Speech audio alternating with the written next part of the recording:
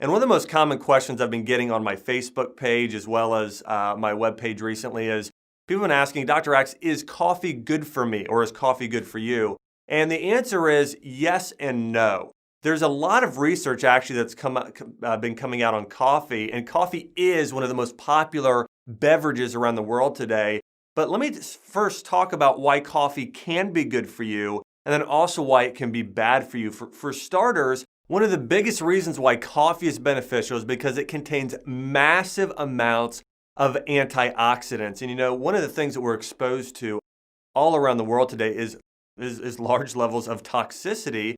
And so antioxidants can really help and slow the aging process. They can help protect your cells against free radical damage. And coffee is actually one of the 5 highest foods in antioxidants in the world today. So again, coffee, incredible in terms of its antioxidants. Also, coffee increases circulation and can stimulate the liver. So it can actually has maybe some supportive benefits for the liver, increases circulation. It's been shown to improve overall exercise. It's been shown to increase blood flow to the brain. So for those reasons, because of the massive amount of antioxidants and the increase in circulation, that's where the benefits of coffee come from. Now, here are the negatives of coffee. The big thing is caffeine, and consuming that much caffeine can have a kind of an addictive side effect, as well as it can overstimulate the body and it can burn out your adrenal glands and really overtax your body. And so that's the big negative.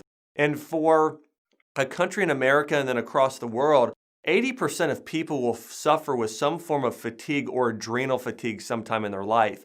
And because of that, if somebody is struggling with fatigue on a regular basis or has thyroid issues, adrenal issues, or hormonal issues, for that reason, I do not recommend those people consume coffee because of all of the caffeine that you're going to find there. And again, that caffeine is really the main issue with coffee, is that it will burn out your adrenal glands. And think about this.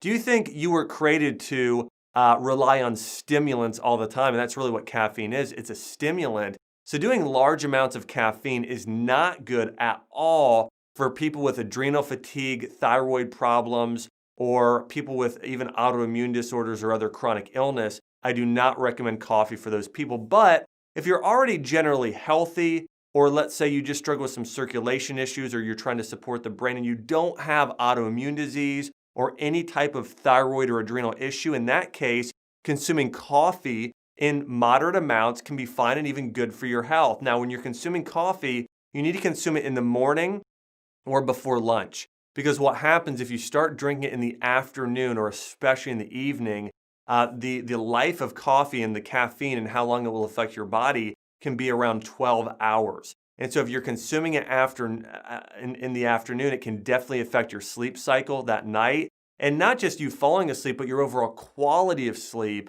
while you're trying to sleep that night. So again, is coffee good? Is it bad? You know, the truth is coffee, it just really depends on your body. It depends on if you have one of these conditions.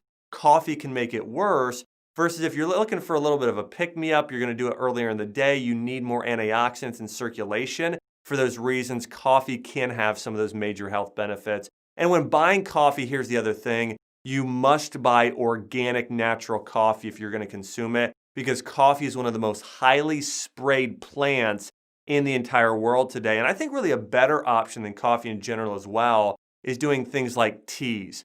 Matcha green tea, an amazing superfood that has about 1/3 the amount of caffeine as coffee. Also white tea, rooibos tea, oolong tea. These are good teas as well that you may consider adding in, and most of those have about 1/3 the amount of caffeine.